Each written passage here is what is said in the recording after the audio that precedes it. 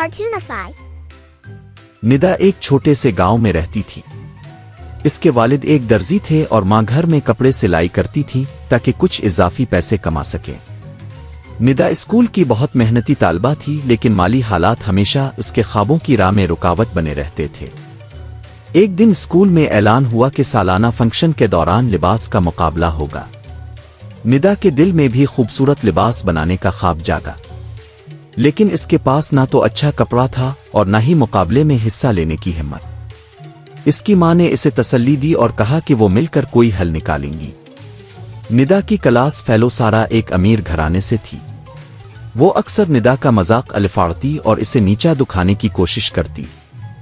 جب سارا کو معلوم ہوا کہ ندا بھی مقابلے میں حصہ لینے والی ہے تو وہ اور بھی مغرور ہو گئی اور ندا کو نیچا دکھانے کے لیے بہت ہی مہنگا لباس بنوانے کا فیصلہ کیا۔ ندا کی ماں نے پرانے کپڑوں سے ندا کے لیے ایک سادہ لیکن خوبصورت لباس تیار کرنا شروع کیا۔ انہوں نے اپنی محبت اور محنت سے ایک دلکش لباس بنایا جس میں سادگی اور خوبصورتی جھلکتی تھی۔ ندا کو اپنے لباس پر فخر تھا کیونکہ اس میں اس کی ماں کی محنت شامل تھی۔ اسکول فنکشن کا دن آیا۔ سارا نے اپنے مہنگے اور چمکدار لباس میں شرکت کی اور ہر کوئی اس کی تعریف کر رہا تھا۔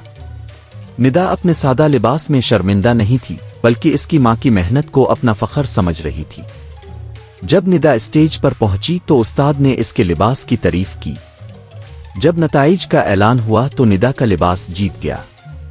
استاد نے کہا، خوبصورتی صرف چمک دمک میں نہیں ہوتی بلکہ دل کی خلوص اور محنت میں ہوتی ہے۔